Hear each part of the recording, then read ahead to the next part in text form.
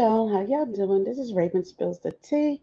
You already know I'm your girl Raven. Now let's get all up into this. You know I got a soft spot in my heart for Auntie Wendy. You know I do. I love my auntie. Yes, I do. I grew up listening to her on the radio and everything. And you know what? I hate to talk about Auntie, but this is something major, y'all, going on with Auntie. So you know what I gotta do.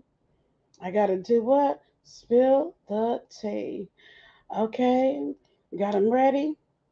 Let's go. So, Wendy,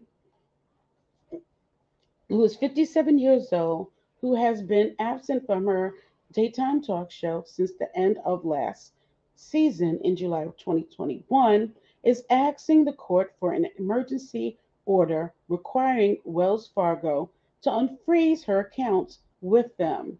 Okay, because they're currently, right now, there is a Wendy Hunter versus Wells Fargo Clearing Services LLC. You have an emergency petition for preliminary injunction, temporary restraining order, and order relief in aid of pending arbitration. That's right. There is a fight going on because Wells Fargo has frozen her money. Okay, the petitioner, Wendy Hunter,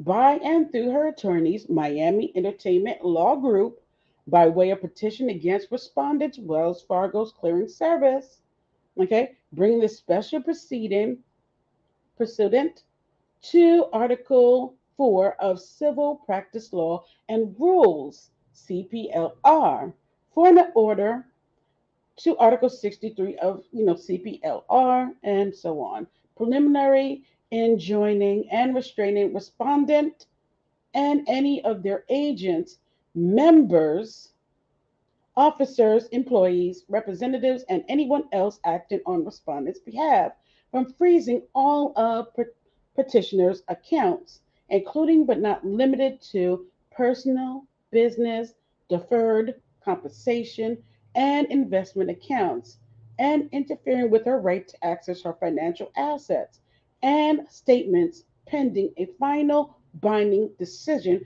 by an arbitrator, and alleges as following. The, the petitioner, Wendy, is an individual residing in New York, New York. Upon information and belief, respondent is a foreign limited liability company operating and existing under the laws of the state of New York. So, yes, honey child, honey boo, there are papers that have been filed in court. Okay, it's this Wendy wants her money. Okay, she wants her funds. So it goes on. It's a lot of paperwork, my dears. I'm like, for me to read it, it's like, I don't know, it's like a lot. It's a lot. It's like 15 minutes worth of paperwork. Venue, view improper in this county, pursuant to New York City, it took place within the judicial, district in which New York County exists. The venue is also the venue is also proper in the county, and it's a it is. It's a lot of paperwork. The facts on or about April 11, 2018, petitioner and respondent entered in an asset advisor agreement and a client agreement, collectively the agreements. Upon information and belief, the purpose of the agreements is for Wells Fargo to provide brokerage, cash services, and to execute securities trades with Wendy's accounts. Upon information and belief that Wendy is in possession, I guess the respondent is in possession of several $1 million worth of funds, which belongs to Wendy. Okay, it's a lot. It's a lot. Despite this terminate, it's like it's a lot, y'all. It's a lot.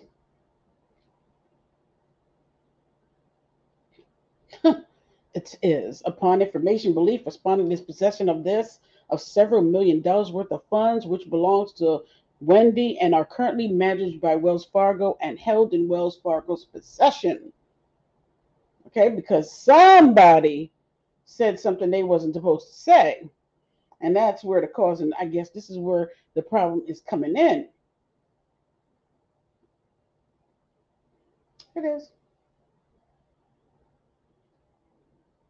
So the respondent has denied, Wells Fargo has denied petitioner Wendy any access to her money, online and otherwise, to her financial accounts, assets, statements based on advisement by the petitioner's former financial advisor, Lori Schiller. Ooh, Schiller. What's going on there, Schiller?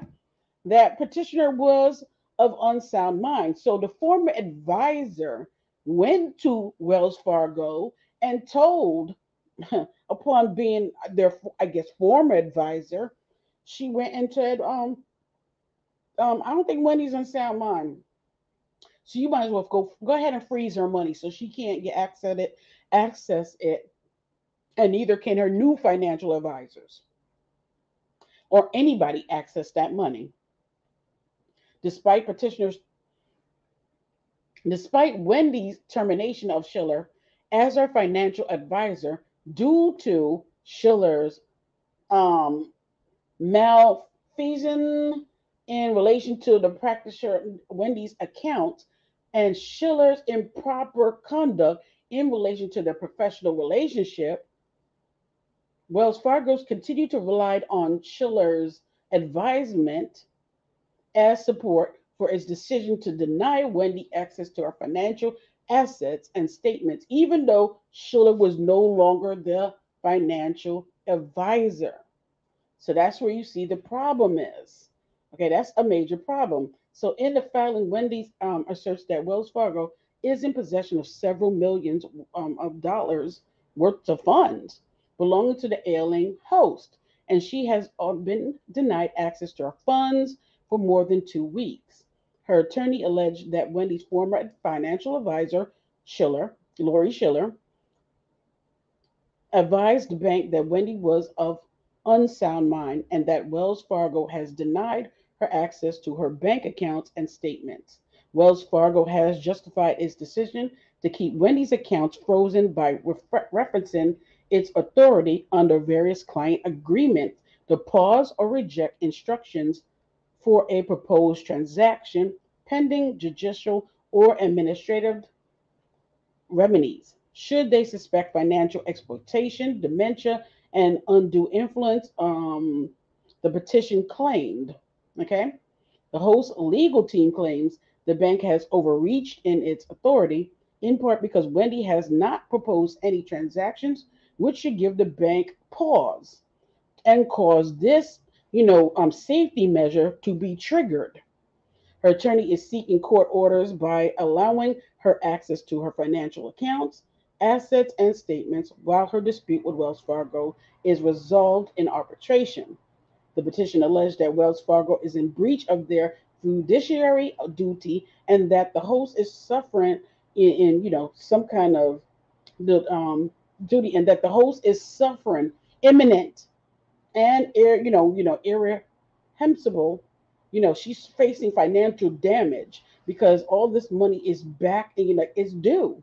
The host team is demanding the money the bank give access to Wendy and her agents, members, officers, employees, representatives, and anyone else acting on behalf of Wendy within 48 hours. Whew, that's a lot.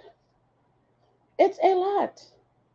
And it's like, despite the termination of Schiller as her financial advisor, she is still having, she's still trying to have her hands in everything that's going on. And it's causing some problems here. So, what do y'all think? What do y'all think about all of this? Now, isn't that some tea? Mm. It's a lot going on, y'all. But I got to go, okay? Because I'm out of here.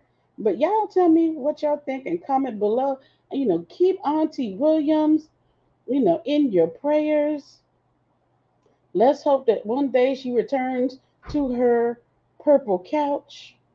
I'm praying for her now, that she returns to her purple couch now.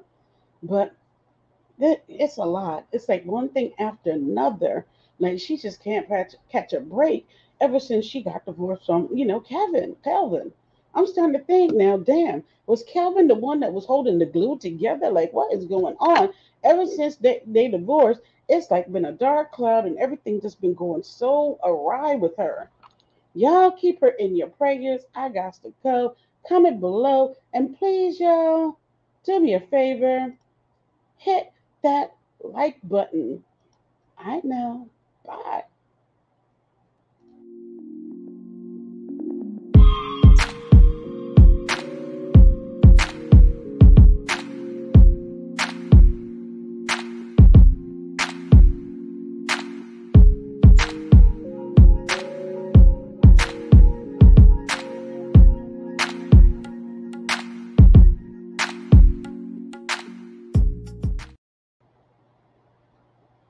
Ooh, too much, Auntie Wendy. You got too much going on. But I'm going to keep you in my prayers, baby girl. I am. Because I want you to win. I want you to come back and I want you to sit in that purple chair and how you do it. Come on now. What?